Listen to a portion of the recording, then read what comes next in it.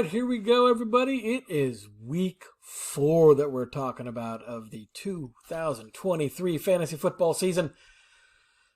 I am John Clark from the North Coast Football Fantasy League, and we will be recapping the league's happenings this week, all the matchups.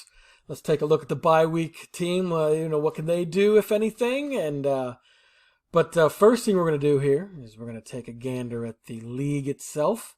See what happened in the aftermath of week 4. There was some movement, and quite a bit. Not any huge swings, no, first to last kind of thing. But as you get deeper in the season, that's really not going to happen as much. But so look, no movement in the top 3 spots. I am thankful for that, being in the the 3 spot that I did not move down. Even sometimes with a victory, you can still move down a spot or two. So. I'm thankful. So Kurt's top dog right now, then Adam, then myself. And then we've got the 2 biggest movers this week, Jeff and Ryan, moving up 3 spots each to take 4th and 5th place. Moving on up, huh? So that's the Jeff being 3-1 and Ryan being 2-2 with the Shockers.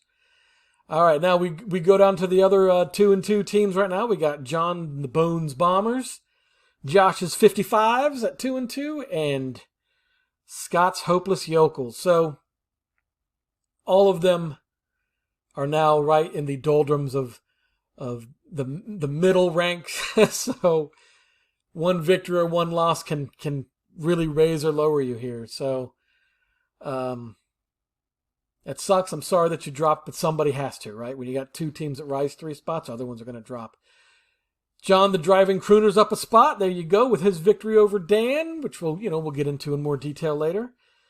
Vince drops 1, and Dan stays put at number 11. So 0-4 will do that to you, bud. You just got to get them W's. Just get them W's. Just do it. Just get them. Just get them.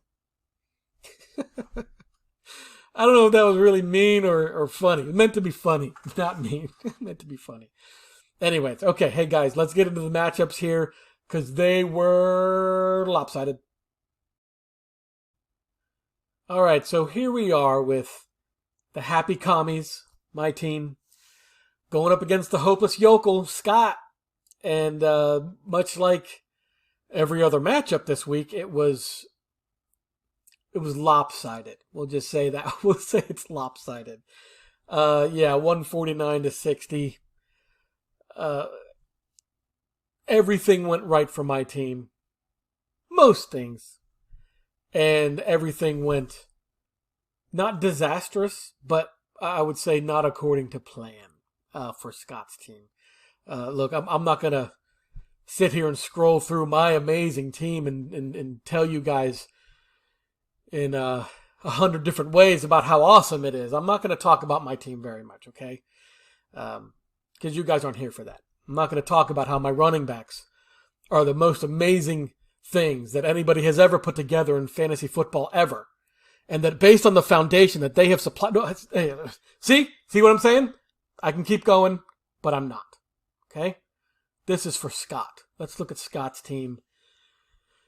Let's see what we can do, man, because you got some good players. You've just had some horrible, horrible luck and poor performance from the guys you were forced to start. So, look, we can start off with Joe Burrow. Man, oh, man.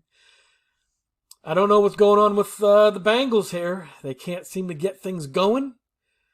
And even when they do, Joe Burrow's numbers just are not what you expect from him and from that offense with that much talent.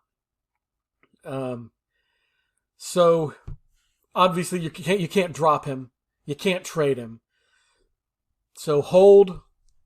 You got yourself a bench warmer there, and try to get something. I think you've got an alternative. Let's see.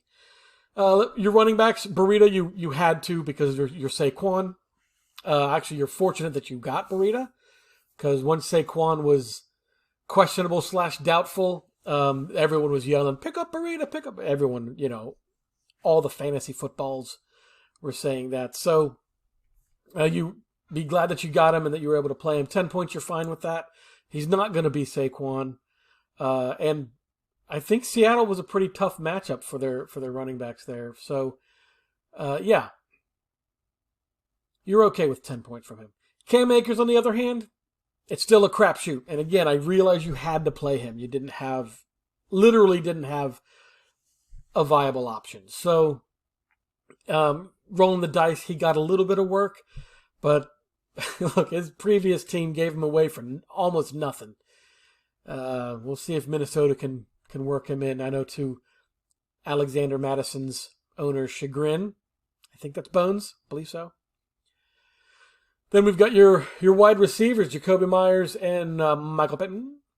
And they just underperformed. That's all. Myers is hampered a little bit. You're still wanting that week 1 performance. But Pittman, that's just an unfortunate stat line there. Kelce. Boy, oh boy, did you want more? Did you need more from a Taylor Swift-infused Travis Kelce? I'm really surprised. I thought Mahomes liked Kelce and that he was going to, make him look good in front of his gal there. But he did not. He made him look pedestrian. So 9 points. Hey, from a tight end, you're fine with 9 points. You're ecstatic for 9 points. But of course, always hoping for more from Kelce. That's his absolute floor, 8 to 9. That's his floor. All right, then Michael Thomas. Again, he's strong, but he didn't perform. I mean, 7 points. He's probably like a 5 to 13 guy. So okay, that's fine. And then kicker and defense. Now on your bench, Stafford. Assuming he's not injured too much, where it would affect his numbers, but LA is looking like a high-powered offense, and they're putting up points through the air, well, and the ground. But I mean, he's chucking it. So there's your decent replacement until Burrow can figure things out. Yeah, Cook and New Jersey players are. I mean, I would say most of them are droppable at this point.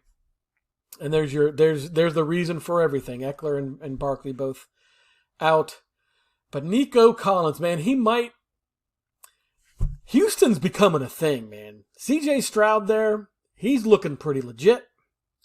He'd also be a pretty decent candidate, except somebody has him already. Could be anybody. But Nico Collins is looking like he is the guy there. He's their main target, and the points will be a-flowing that way. Now, Houston is still kind of a crapshoot in terms of are they legit or not, but I think he's a must-start until proven otherwise, And Rondale Moore, Arizona's wide receivers, they've had good games, they've had bad games. It's a roller coaster there, so maybe you'll get lucky and you'll pick his week, but that's a pretty rough one. So, and gosh, even my bench was good. All right. Hey, good luck going forward there, Scott. All right, here we are with Kurt, the Darmine Doggy Doors, going up against John Bones Bombers. All right. As you can see by the 115 to 67 score, another lopsided affair, just like all the other ones were. The nice thing is for John that you got beat so badly that there really wasn't a move that you could have done that would have spared you this result, right? Certainly there might have been other better options to use, but they wouldn't have changed the outcome, right? So let's take a look why. Because Kurt, you weren't supposed to do that score either. Let's see what happened here. Okay. So for the Darmine Doggy Doors, Lamar Jackson, oh my goodness gracious. He came to play. Oh man. Patrick Mahomes, boy, he got embarrassed. He got embarrassed by the Jets. There's quite the disparity there. And, if I had told you it was the other way around, that probably would have made more sense. But no, Lamar dropping 28 against Mahomes' 13. There's one thing. Now here's the next thing. Derrick Henry finally Derrick Henry showing up, doing Derrick Henry things. I don't know if they'd forgotten about him until week 4 here, but dropping 26, I think he made up for some weeks there. Not completely, but yeah, he had himself quite the day. And Aaron Jones getting 2 points coming off of an injury. He might be a bench play from here going forward. We could see if you have any other options. I'm not sure you do, but that's rough. -4 receiving yards. Yeah, that's rough. On the flip side, Alexander Mattison and Joshua Kelly. Kelly hasn't been what he could have been. You know, you expect that Eckler replacement, or at least half of an Eckler. Give me half an Eckler. He didn't quite get you that this week. Madison got you half an Eckler. There you go. That with his 10. He's been pretty solid. He hasn't knocked your socks off, but he hasn't been a crap show. So, you know, he's good going forward. He'll get you that 10 to 13, pretty solid 10 to 13. Because it's the wide receivers that we need to talk about here, guys. Bones, it's still the scariest wide receiver core in the league by far. They are the number 3 and 4 offensive players that aren't quarterbacks for the season so far. You have the number 3 and number 4. Crazy. I love that. I love it. That's what auction drafts let you do. You really get to put together a team. So, now, they didn't show up. You know, if they're both going to hit their floor, you want them to hit their floor on a week that nobody else on your team booms, right? So you'll just have to take the lump with this one. But at least it was a down week for everybody, right? So Keenan Allen, Tyreek Hill, obviously you don't have anything to worry about. They're solid going forward. And then on the other side, we've got Devontae Adams and Olave. I think the problem was Carr. He had an injured shoulder. He could not launch it. Olave needs those long bombs, long receptions, or mid-reception with a decent run. You know, that's where he gets his yardage from and his points, you know. So blame Derek Carr for that performance, but be lucky that Derrick Henry and Lamar Jackson and your defense and kicker saved the day for you here. Because Olave, man, less than a point. 4 receiving yards. All right. Tight ends. Disappointments all around, guys. Look, Musgrave, I know I mentioned it last week. I'm a fan. I would like him in my lineup, if I'm being honest, just because his name is awesome. And Waller, hey, he hasn't been the guy that we thought he was at the beginning of the year, but what tight end has been? You know, outside of the main ones, Andrews, Kelsey, and well, that's really it. There might be another one. Henry, is it? Anyways, whatever. Who cares about tight ends? If you don't have one of the main guys, who cares? Just plug a body in there, get your 3 to 7. Unless you're Musgrave this week. And Higgins is... Oh, Higgins. Daggone it. I'm sorry about Higgins, man. He got pulled out early. But that's football. And then... I think, isn't he asking for a trade too? There's something like that. I want to say that's Higgins. It's Higgins. And then locking on the other side, hey, he got you his 7. There you go. You want your 7 to 15 from him. He got you your 7. And but the kicker and defense on Kurt's side, you know, can you file a restraining order against a fantasy football position? Because your Kurt's opponents might want to do that. Just say, you know, get some deal where you don't play a kicker or defense that week. Make it worth Kurt's while. Because that's just ridiculous. 27 points from your defense. And bench time, guys. Bench time. All right. So, Bones, you've got Montgomery going forward. I mean, I don't think anybody expected that from him coming off of an injury. But hey, if he's active, you play him. That's it. I mean, straight up. Yeah. Thielen's fine. He's a good flexor if Lockett's out for whatever reason. He's a fine flex position. Palmer could be something. Pickens, yeah. Hold on to these guys. Charbonnet, and yes, the Bills D. I'm not a big fan of holding 2 Ds until maybe the playoffs, but you do you, man. You got a good team. I'm not going to argue with it. Kurt's side, Ezekiel Elliott, Hunter Henry. Hunter Henry's the one tight end I was thinking of. Henry. Algier, Gibbs. Of course, you have Stroud. Because he looks good. I don't know if you're ever going to play him over Lamar. But you might have something with him. Might have something. And Addison, I mean, whatever. He's going to stay on your bench until you have no other option. So, yeah. Obviously, a good game for Kurt.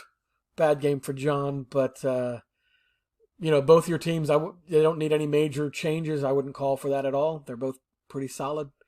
Just kind of the fantasy gods smiled on Kurt this week. That's enough of that, fantasy gods. All right. Hey, good luck going forward to both you guys. On to the next one. All right, we've got Dan Georgie Paints against John the Driving Crooner. As we've seen before, it was uneven, lopsided. 47-point victory for John the Driving Crooner with 127-80. So, the theme of the week is studs are going to stud, and they certainly did. They certainly did for John here. So let's take a little peek-see down here, see what the goings on were. Woo, Tua, yeah. Remember I said earlier, I don't know when you'd ever start Tua over Jalen Hurts. This probably would have been the week that I would have been tempted to do it. Even though it's Buffalo, Tua has been looking so good.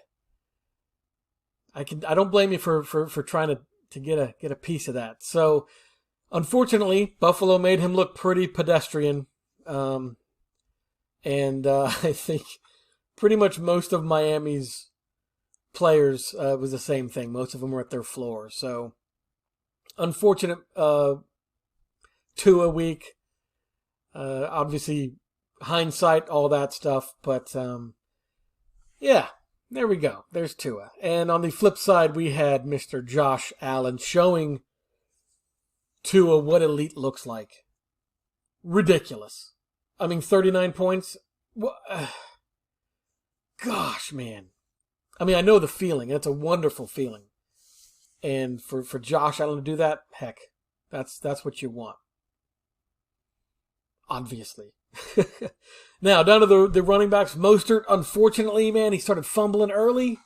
And when you have Mostert and Achane on your team, and one of them is having a little bit of a Butterfingers issue, and you've got the other guy ready to go, we'll see Achane's stat line later. Man, oh man, he got some work because Mostert Butterfingered it. But I don't think you can bench him. I don't think you can bench Mostert. He is too good. He's still, let's see, he's still the number 6 non-QB overall, even with a week like this. So, yeah, you can't bench him. You can't bench that guy. And Jacobs, finally, there's Jacobs for you, man. You've been playing him, and he got through his slow start just like he had last year. And look, he's not going to do 23.9 every week for you, but he's making up some ground. He's got it in him, right? That's what you wanted to see. On the flip side, Miles Sanders and Jaylen Warren. That is not the best combination that you could have for running backs. But I understand you're in a little bit of a pickle. So, both Miles Sanders definitely underperforming, and Warren, all right, I think you'd be okay with 8.5 from Warren. He's more of a flex play, but again, I know you didn't have much of an option. And down to the wide receivers, man, you got to love Amon-Ra St. Brown. Got to love him. That 14 points, your number 1 player this week. And he's, like I said, Detroit, he's fun to watch. I say it every week. He's fun to watch. And Waddle, I mean, getting 6.6, when all of Miami was hamstrung a little bit. But man, would you have loved that little bit of maybe a 2 at a Waddle TD? Oh, the possibility was great, but it didn't happen.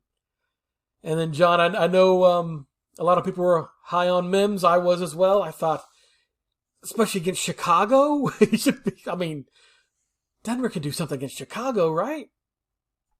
Well, no. Apparently not with Mims. I mean, he's their Gabe Davis, right? You got Gabe Davis over there in Dan's Flex. He's definitely their Gabe Davis. And he did not Gabe Davis as well as Gabe Davis. So, but Jefferson, I mean, who can complain about the number 2 overall, even with QB? No, he's number 3 with QBs, number 2 without QBs. Player in the league. He is definitely living up to that, number 1 overall draft capital that he has. All right. Moving on down, tight ends, yeah, Goddard and Pitts. Boy, Pitts. Droppable? I think so. And I think you did drop him, if I remember the transactions from earlier that I looked at. And that's the right move. I think Pitts is done. There's no redeeming him. Even on the games where he was throwing, Ritter was throwing, Pitts wasn't involved. So, unfortunate. And Goddard, you want a little piece of that Philly offense, I get it.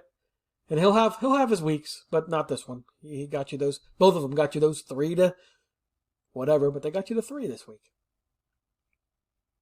And I mentioned Gabe Davis. He, 3 receptions for 61, and he got that TD, that ever important TD. Davis needs those long plays, so he got just enough of them to make him. That was a good play. I do enjoy watching Gabe Davis too. And then James Cook on the other side, equally as fun.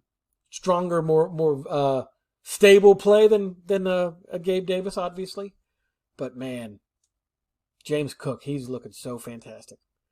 All right, and then kicker defense, fine. Oh, -1, that sucks.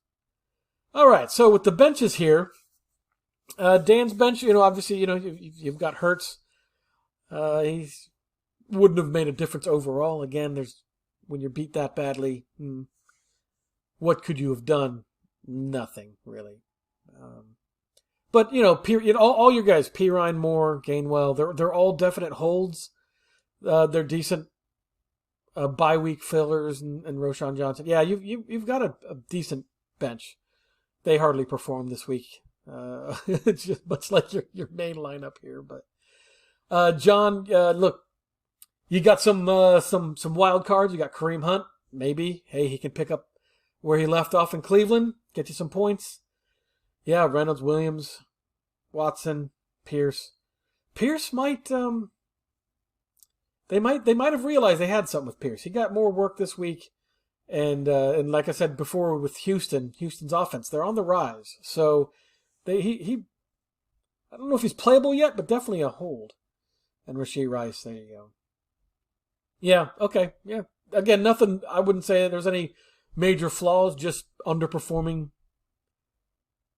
players, just like the other teams that got low scores this week. And John, keep riding those studs. All right. Good luck to you guys. Here we are with Ryan, the Shockers, giving the business to Josh and the 55s. No, I had to say that because I love NFL.com's recap. Shockers gives the business.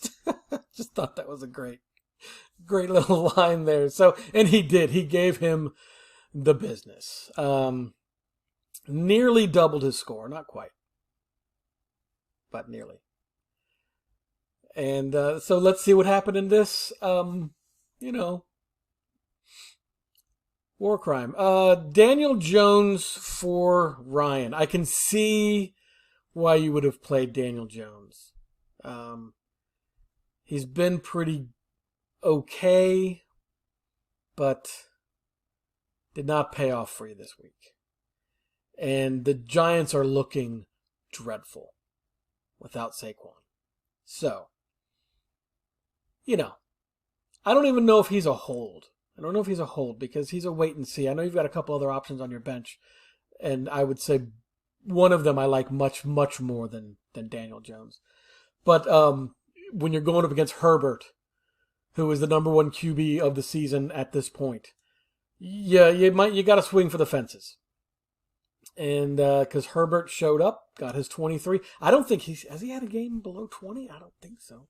I could be wrong on that. I know Christian McCaffrey hasn't had a game below 20. But yeah, Herbert against Jones, that's not fair. That's not fair. But then everything else kind of started going Ryan's way. So Kamara's back. Congratulations. Moss, all right, he got you 9. You're okay with 9. Of course you'd want more, but he was getting some work. Got the 2-point conversion, but he's getting some work. But Connor's a disappointment, though. You know, that bell cow. You expected more. I mean, even though San Francisco's defense, even though they are amazing against the run, you did expect a little bit more from Connor. But he gave you the 6. That's his, pretty much his 5 to 6 would be his floor. That's where I put him at anyway. And then Walker here with 14. There you go. Walker's looking good. He's looking good. Now to the wide receivers, this is where the disparity really starts to take shape in Ryan's favor. DK Metcalf, there you go. You got him. He got you his 10. You expect about 10 to 15 from him, right? Maybe an 8 to 15 guy, but right around there. So he's good. And then Deebo Samuel. What happened there? I don't know. They didn't use him. Maybe because it was McCaffrey's day. But yeah, 0.6 with him. That's gonna be a killer there, especially when you're going up against AJ Brown and Samuel's opposite, Brandon Ayuk. When they're dropping 57 on you and you've got 11, there you go. That's quite the hurdle to overcome. Tight ends with tight end. Oh, Parham got 0. Yeah, okay. Well, hey, that's possible with tight ends. And Ingram getting 9. Hey, you're happy with that. Got you the, 50 to 60 yard range. Be happy. I'm sure you are, right? 9 points. Flexes Sutton, good play. Stevenson, that's a disappointment. Would probably say that's probably close to his floor. I think he's gotten 4 and 5 point weeks for you here, but he's shown he can get you the double digits, but it's a little bit of a crapshoot, I guess. All right, and there's another story of kicker defense for 35 against 14. All right, very good. All right, now we've got the benches. Let's look at the benches. Russell Wilson and Trevor Lawrence for your QBs. Yeah, I'd probably be playing Trevor Lawrence most weeks. Obviously not on a bye week or anything like that. But even with some poor matchups, he might be the play, considering from the guys that are currently on your roster. Russell Wilson, he needs a bad defense. So that 22, I would say, is his absolute ceiling against Chicago. I wouldn't expect much more from him. And on an average week, much less.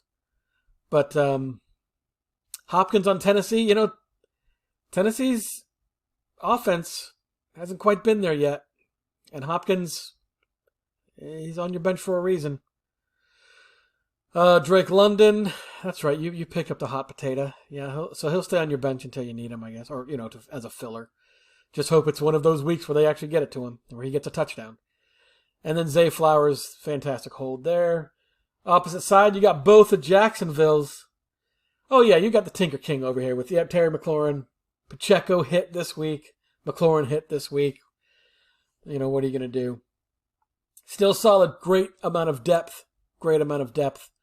Just pick your poison each week there, Josh. All right. I know that one was a pretty quick one, but there wasn't too much to talk about. I don't...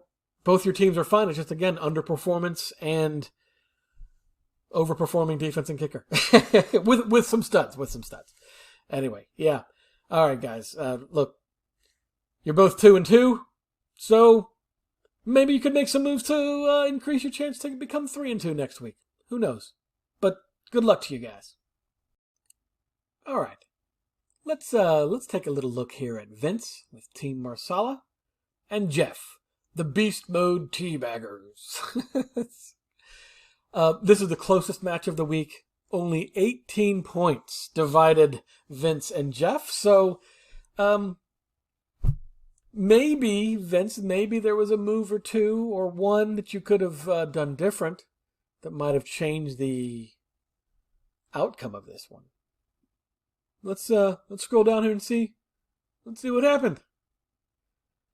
So I'm looking at the QB position, and I see, Justin Fields on one side. He finally, brave play on the Justin Fields, because he finally, Chicago's offense clicked. Granted, it was against Denver's defense, but they clicked and they put up some points. So congratulations on that play. I don't know how many people would have actually made that play in week 4 here. So congrats on that. Now the other side, Vince. We got to talk about your QB choices here, man.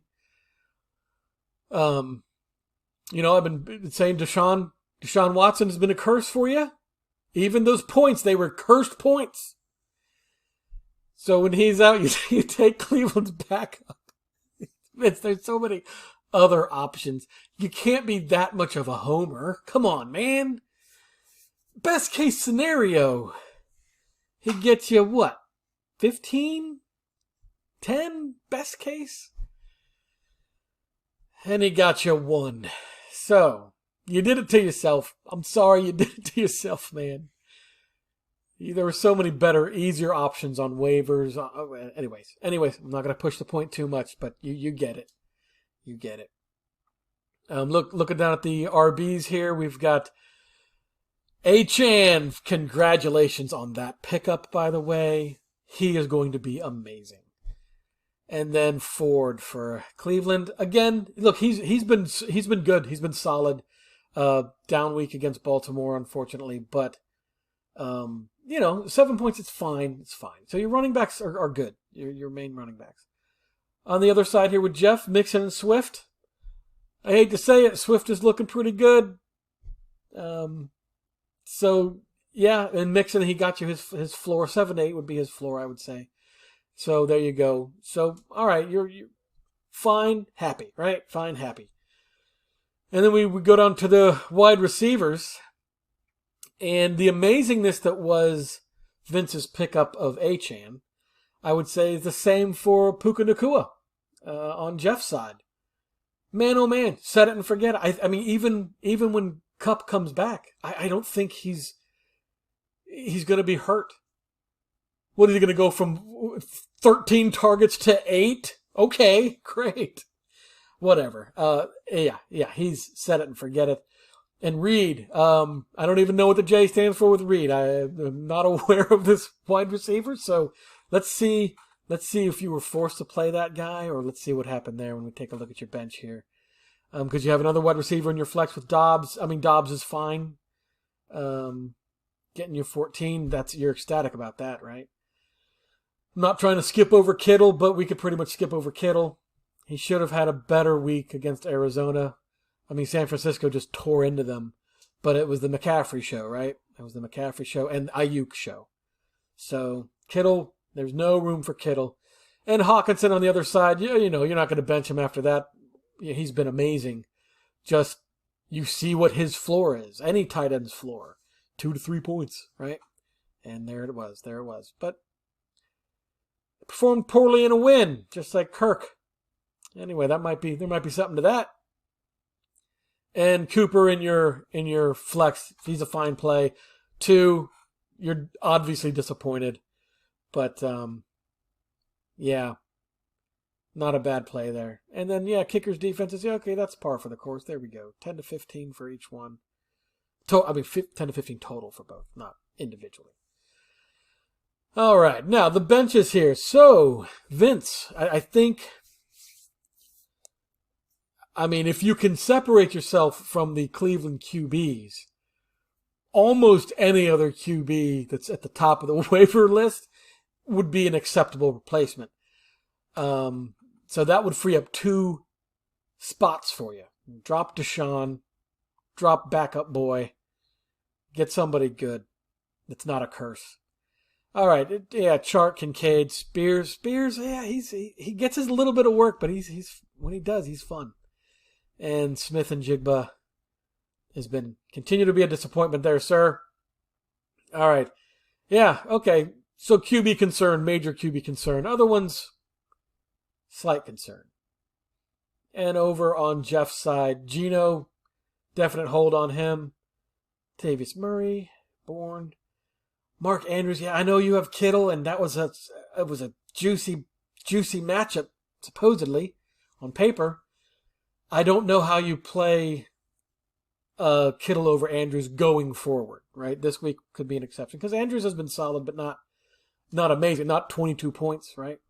So he might be the go-to going forward, and going down with Breece Hall and Rashid Shaheed. Yeah. Breece Hall's a definite hold. Shaheed's probably now that Kamara's back. Well, I don't know if that really matters with him, but it changes the dynamics of their offense, and also with Carr not being able to throw, that as well could hurt him. So, but hey, you got Kupp. Kupp's coming back, right? That's the plan. Kupp's coming back after the bye week. I don't think I'm wrong on that. All right, so look, not a ton of moves, but Vince definitely addressed the QB. Maybe you could flip some pieces for a couple of other better pieces for you, right? Make your team better.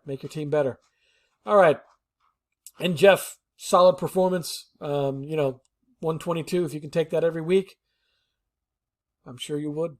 All right, best of luck to you both. And now on to the last one. All right, let's zoom in a little bit here and take a look at Adam, who is too old for this sack. Adam had his bye week, and be thankful because your team really didn't show up. So you dodged a loss, I would say. Let's see why. I mean, look, you're not going to set up a lineup, but 60 with a lineup that you probably didn't change from the week before is pretty god-awful. And if you did set this, oh boy.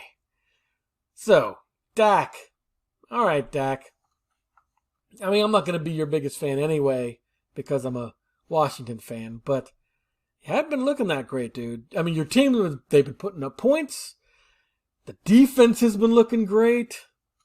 Running backs, good to great. But Dak Prescott, okay to good. But he wasn't your problem this week. Pollard getting his floor. Look, you knew it was possible. He's been so good. But there you go. He got his 7. ETN, okay, that's about his mid-range there. But, he's also capable of much more. We've seen that. Mike Evans, man, yeah, that was unfortunate with him. CeeDee Lamb, that's fine. Considering there are points to be made in Dallas, and if Dak's not getting them, who is? Well, it could be the wide receivers. And CeeDee Lamb is his go-to. So, but 12 points, all right. He wasn't the problem. Tight end is, of course, with a lot of folks, Freiermuth, 2 points. And then Williams, is that Javonte Williams with 2 points? Ugh. That's awful. And your kicker defense getting sub 10 combined is not good either. So, bench time. You have Cousins, and look, even if you had him, he wouldn't have performed either, which is a first, because Cousins has been amazing so far. Njoku, I mean, he might just be the tight end that you use going forward, if I'm going to be honest. As far as tight ends go, you'll take 7 points. DJ Moore, I could see why he's on the bench. He'll probably stay there until they prove it another week. Maybe if you're feeling froggy, you could put him in there. But is he going to go over Evans or CeeDee Lamb? Not unless there's an injury, right? And maybe a flex consideration. I think Gus Edwards. And Marquise Brown getting 13. That's the thing. Arizona, they have guys that can put up numbers. Connor, Hollywood Brown. You're not sure who it's going to be each week, right? So roll the dice with him. Hopefully he hits. And then Khalil Herbert finally doing quite a bit. Again, I don't know if you can put him in the lineup. Let's see. I mean, yeah, you're not going to put him in over Pollard or ETN, but again, maybe a flex play. So you've got some flex-worthy guys. Just good luck, like with Josh's team. Good luck picking the right combination, not to the extreme that the Tinker King is, but a little bit of tinkersome. All right, well, look at him. Your team's looking strong, even with a poor performance one week. It's bound to happen. Just be glad it happened at the right time. The fantasy gods are smiling on you right now, so take your 4-0 and ride that wave as long as you can, man. So, yeah, no major issues. Just, I might not know who to put into my flex every week. Anyways. All right, well, I'm not looking forward to when I go against you, but hey, good luck going forward, bud.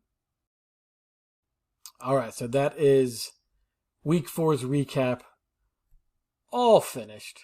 All the recaps are done. All the lopsided analysis of each team is finished. So, hey, either do better or keep doing the same thing. That's pretty much the lesson of this week. Okay? Yeah, all right. No. The reason I'm still alive is because I wear an invisible helmet. You can't see it, but it's always there.